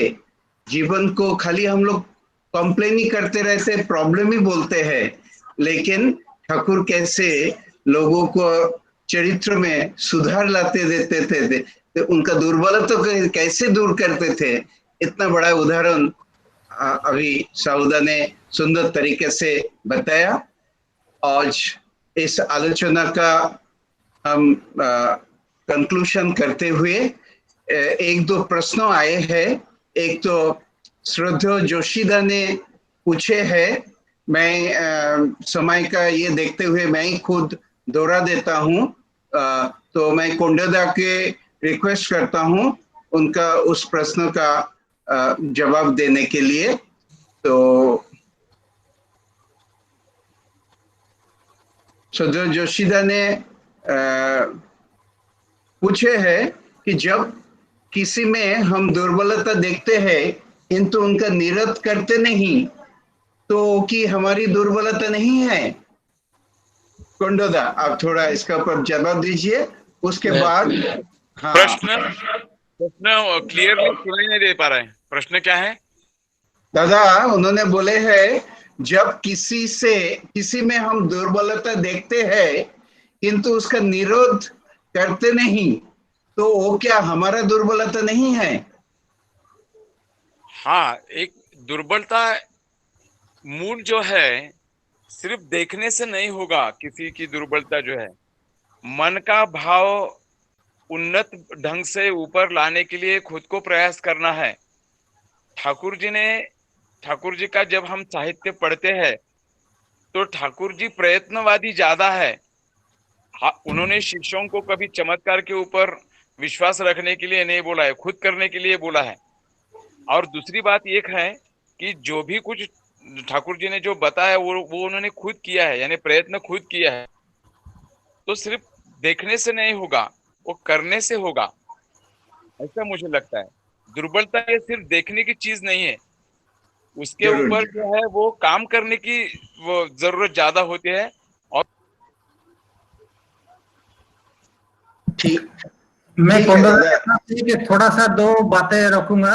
जो हाँ दादा बोलिए। जो जोशीदा ने प्रश्न पूछा है कि औसत, हम औसत देख रहे हैं तो उसका निरोध करना के नहीं। ठाकुर सब समय कहते थे कि औसत का निरोध करना ही है। ऐसे जो बाइबल में है रेजिस्ट एविल, ठाकुर बार बार उसको कहते हैं। और जो पापी लोग आते थे, जो चर्च से लोग आते थे, तो उनको कहते थे कि रेजिस्ट एविल के बाद एक कमा है, इसका मतलब एविल को मूल से रेजिस्ट करो। और ठाकुर के एक वाणी है कि कहते हैं कि औसत निरोध करना चाहिए। ठाकुर उदाहरण देके छड़ा में कहते हैं कि गाय के पास जब उसका जो बछड़ा है उसको कोई छूना कोशिश करेगा तो गाय एक सरल प्राणी है, उसको मानते हैं कि वो किसी का क्षति नहीं कर सकता है। मगर उसका बछड़ा का जब कोई करता है तो सिंग मतलब हॉर्न लाके मारने के लिए दौड़ता है। तो तुम कैसा जंतु हो जिसको तुम्हारा गुरु कोई औसत निरोध होता है तो उसको निरोध नहीं करते हो। और एक छोटा सा उदाहरण दूंगा। श्री बड़दा पावना से हिमायतपुर आ रहे थे, चलने के ब्रिज के ऊपर, पद्मा नदी के ऊपर कुछ लोग ठाकुर के बारे में अपशब्द कुछ कहे। श्री बड़दा अकेला ही थे, घूम के खड़ा हुए। वो शायद 4-5 जन आदमी थे, मस्तान लोग थे। फिर भी बड़दा का तेज देख के वो लोग डर गए और बड़दा उनको सही रास्ते पे आके वो बाद में आके आश्रम में दीक्षा ली। तो यही है, औसत निरोध हर एक समय करना चाहिए मगर संहार आना नहीं चाहिए। Thank you. साहुदा, आपके लिए एक प्रश्न असित विश्वासदा ने किए हैं, मैं उसको पढ़ लेता हूं, आप थोड़ा उसका जवाब दीजिए। How will you help the weak minded people to come out of hell? देखिए वही तो बात है, बहुत आसान बात है। ये जो कह रहे हैं हेल मतलब हम क्या समझते हैं? नर्क। सो नर्क कहीं पता नहीं, मैं भी तो आप लोगों की तरह आदमी मतलब मनुष्य ही हूँ, ना मैं स्वर्ग देखा हूँ ना नर्क देखा हूँ। मतलब नर्क ऐसा है जैसे हमने देखा कि जो अवसाद है, जो दुख है, वही जो भाव है वही तो नर्क है। जब मेरा सपरिवेश मुश्किल में है, जो मेरा मन भी ठीक नहीं है, वही है। तो ठाकुर को एक बार पूछते हैं, रॉबर्ट कैमिंग करके एक लड़का विदेश से आया है, पूछता है कि दीक्षा लेने से क्या होता है? तो ठाकुर बोलते हैं आचार्य के साथ सक्रिय अनुरति लेके, मतलब if you have deep attachment to a living master then आप उनके बात लेके जाओ। कृति और ध्रुति मतलब एक्टिविटी और अडहेरेंस, ये दोनों लेके जब आप चलेंगे तब आपको कोई नहीं रख सकता है। ठाकुर कहते हैं उन्नति तो आएगी ही, आप उन्नत होंगे और सारे लोग जब दीक्षा लेके आदर्श को मान के चलेंगे तो आदर्श के लिए जो प्रेम है उससे संगति आएगा, कोऑर्डिनेशन आएगा, इंटेग्रिटी आएगा। तो सिंपल है, आदर्श को ग्रहण करना चाहिए। आदर्श मतलब जीवंत आदर्श, living master. If we attach ourselves to living master, I am assure, Shri Thakur has assured that Satnam का जप करो, सदगुरु का ग्रहण करो, सतनाम सत्संग का आश्रय लो, आपका उन्नति के बारे में सोचना ही नहीं पड़ेगा। जय गुरु। जय गुरु साहुदा, बहुत ही सुंदर क्वेश्चन एंड आंसर सेशन हुआ है। और इसके पश्चात किसी का प्रश्न रहे तो हम इंडिविजुअली उनको पूछ के 1 to 1 हमारा मन का जो अनुसंधित मन है उसको हम पूर्ण करने का कोशिश करेंगे। आज सत्संग का समाप्त करने के पहले हम एक हमारा कीर्तन लेंगे। हमारा भुवनेश्वर से रमाकांत खिल्लारदा ज्वाइन हुए हैं, दादा अधूर जो है, हम उनको स्वागत करता है। हमारे अनुष्ठान में पहली बार आए हैं और सुंदर से उनसे हमें कीर्तन अभी सुनेंगे। जय गुरु खिल्लारदा। जय गुरु जय गुरु जय गुरु। आवाज ठीक जय गुरु जय गुरु। हाँ दादा आवाज ठीक है, आवाज ठीक है तो? हाँ शुरू कीजिए। हाँ हाँ। भव ज्वाला जीव दूरे ओ भव ज्वाला जीव दूरे किया नंद प्राणाराम हरि नाम प्रेम सुधा प्राण भरी कर पान हरि नाम प्रेम सुधा प्राण भरी कर पान भव ज्वाला जीव दूरे ओ भव ज्वाला जीव दूरे ओ भव ज्वाला जीव दूरे भव ज्वाला जीव दूरे भव ज्वाला जीव दूरे ओ भव ज्वाला जीव दूरे जियानंद प्राणाराम हरि नाम प्रेम सुधा प्राण भरी कर पान हरि नाम प्रेम सुधा प्राण भरी कर पान नामे भक्ति नामे शक्ति नामे सुख नामे शांति नामे भक्ति नामे शक्ति नामे सुख में शांति नामे भक्ति नामे शक्ति नामे सुख नामे शांति नामे भक्ति नामे शक्ति नामे सुख नामे शांति ओ चित नित्यानंदमय ओ चित नित्यानंदमय ओ चित नित्यानंदमय ओ चित नित्यानंदमय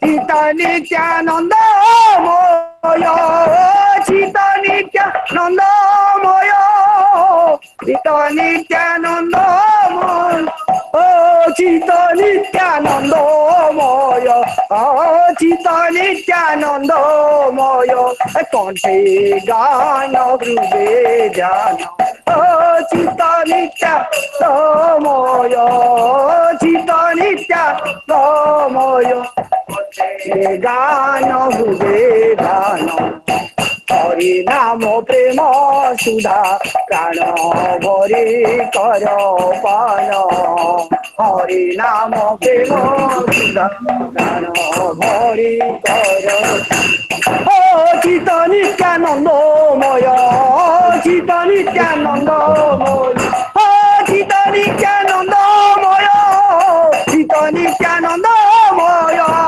चित नित्यानंदमय चित नित्यानंदमय चित नित्यानंदमय ओ चित नित्यानंदमय कंठे गान हृदय ध्यान ओ चित नित्यानंदमय चित नित्यानंदमय गान हृदय ध्यान हरि नाम प्रेम सुधा ज्ञान भरी कर पान हरि नाम प्रेम सुधा ज्ञान भरी कर पान पाप ताप व्याधि भय नामानरे हेब क्षय पाप ताप व्याधि भय नामानरे क्षय पाप ताप व्याधि भय नामानरे हेब क्षय पाप ताप व्याधि भय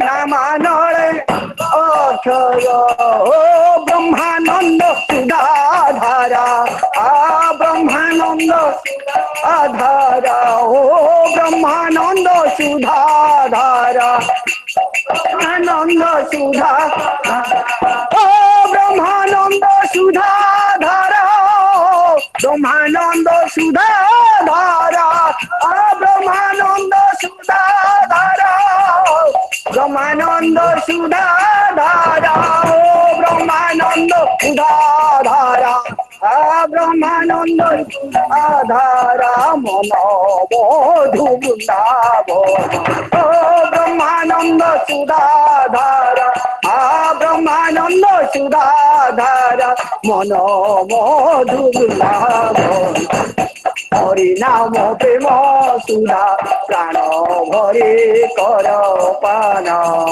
हरि नाम प्रेम सुधा प्राण भरे कर ओ ब्रह्मानंद सुधा धारा ब्रह्मानंद धारा ओ ब्रह्मानंद सुधा धारा ब्रह्मानंद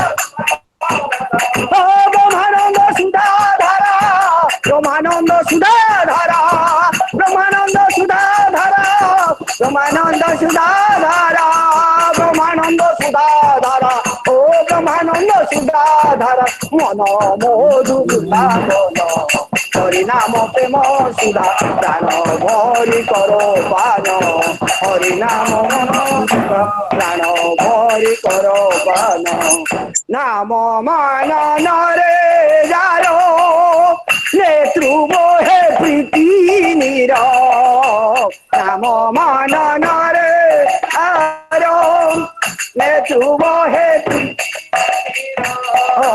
निशिरी बसरे भजे प्रभु रंगे अंग साजे निशिरी बसरे भजे प्रभु रंगे अंग साजे श्री बसरे भजे प्रभु रंगे अंग साजे श्री बसरे भजे प्रभु रंगे अंग साजे ओ अंतर मंदिरे विजय अंतर विजय हृदय मंदिरे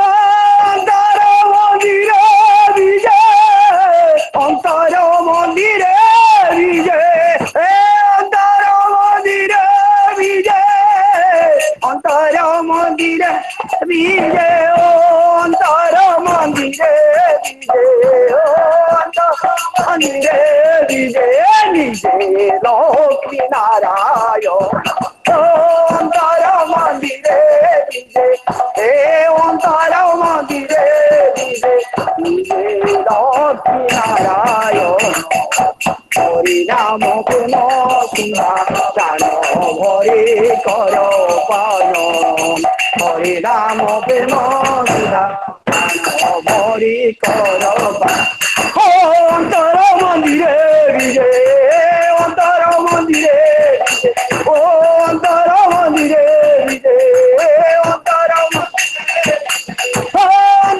मंदिरे विजय अंतर मंदिरे विजय अंतर मंदिरे विजय अंतर मंदिरे विजय अंतर मंदिरे विजय निजे लक्ष्मी नारायण हरि नाम प्रेम सुधा प्राण भरि कर पान हरि नाम प्रेम सुधा प्राण भरि कर ओ भव द्वारा जीव दूरे ए भव द्वारा जीव दूरे ओ भव द्वारा जीव दूरे ओ भव द्वारा जीव दूरे भव द्वारा जीव दूरे ए भव द्वारा जीव दूरे भव द्वारा जीव दूरे भव द्वारा जीव दूरे ओ भव द्वारा जीव दूरे किया नंद प्राणाराम हरि नाम प्रेम सुधा प्राण भरि कर पान हरि नाम प्रेम सुधा प्राण भरि कर पान जय गुरु रमाकांत दा एकदम झूम उठे आपका जबरदस्त कीर्तन से बहुत बहुत धन्यवाद। जय गुरु। आगे जय गुरु। जय गुरु। अभी हमारा बोरसेदा ध्वनि देंगे और ध्वनि के पश्चात मैं 2 मिनट का एक सूचना दूंगा, आप थोड़ा इंतजार कीजिएगा। बोरसेदा आप ध्वनि दे दीजिए। आवाज आ रहा है? हाँ दादा।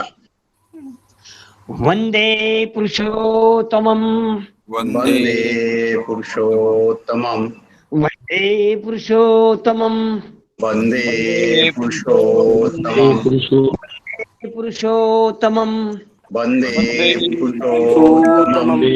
परम प्रेममय श्री ठाकुर अनुकूल चंद्र जी की जय। जय। परम प्रेम श्री ठाकुर फूलचंद्र जी की परम प्रेम श्री ठाकुर फूलचंद्र जी की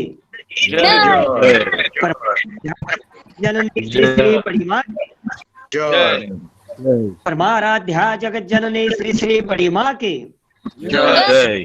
परम पूज्य पास श्री श्री प्रसा की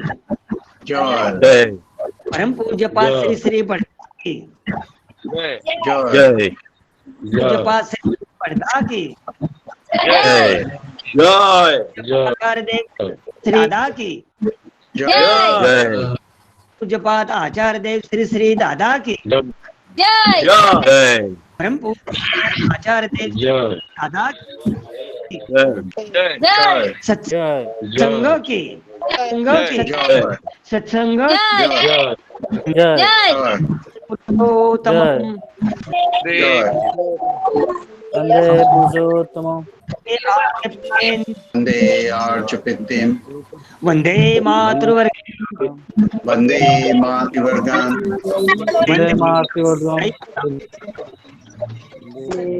वंदे पुरुषोत्तमम् वंदे पुरुषोत्तमम् वंदे पुरुषोत्तमम् वंदे पुरुषोत्तमम् वंदे पुरुषोत्तमम् परम प्रेम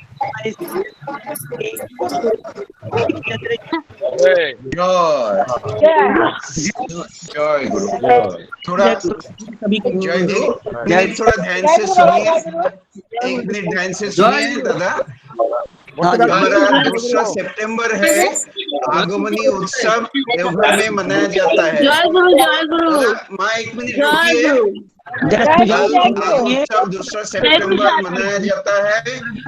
कल 8 बजे हमारा यही सत्संग का प्लेटफॉर्म में हम लोग बड़ा करके आगमनी उत्सव का सत्संग करेंगे और हमारा श्रद्धेय डॉक्टर विनायक महापात्र विशेष अतिथि रहेंगे, हमारा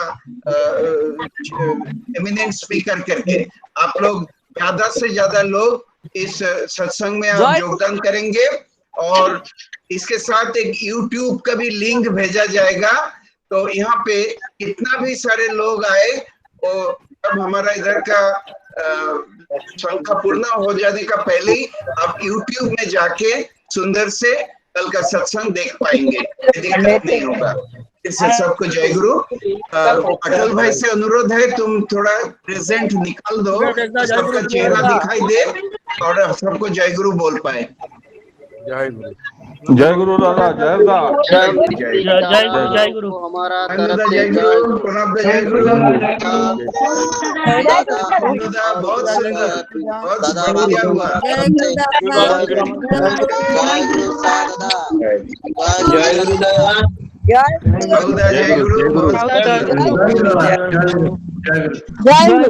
सौदा जय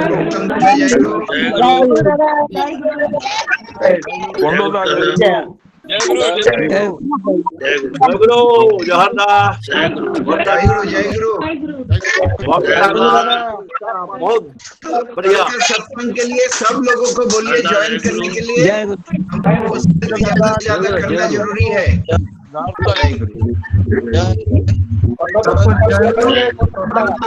और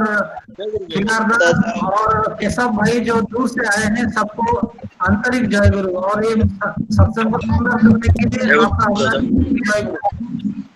कुंडोदा जय गुरु, साउदा जय गुरु। अच्छा, रमाकांत दा आपका चेहरा एक बार दिखाइए, बहुत जबरदस्त हुआ। आपको बहुत बहुत धन्यवाद रमाकांत दा, एकदम थे। हाँ जय गुरु, जय गुरु, जय गुरु रमाकांत, जय गुरु, जय गुरु, जय गुरु, जय गुरु रमाकांता, जय गुरु, जय गुरु, जय गुरु दादा, जय गुरु कुंडला, जय गुरु, प्रणव दा जय गुरु दादा, जय गुरु कुंडला, जय गुरु। कुंडला।